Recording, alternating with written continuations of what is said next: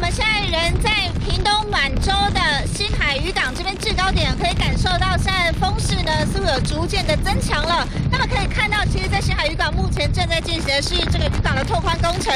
那么许多的消波块啊，其实现在可以看到，因为台风带来的大浪哦，整个都可以算是已经淹过这个消波块。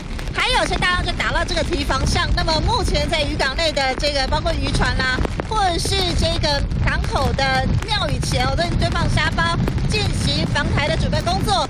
不过在地的居民哦，很多人其实都是靠讨海为生的。他们的感觉是这一次的台风似乎比较久，来听他们的说法。因为哎，这较大，你著看几风啊，你机啊八有啊。 啊，你跟几天没出海呀？啊，几十天没出来啊！看要食啥？泡面食。大家都无奈的吼。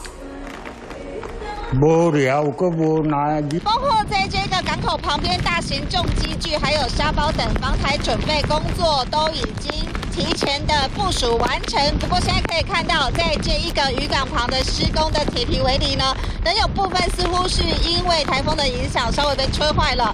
那么这边在地的居民只希望台风可以快快过去，回到正常的生活。那么也有居民透露，因为真的太久没有出海捕鱼了，那么现在呢可以说是真的是非常无奈。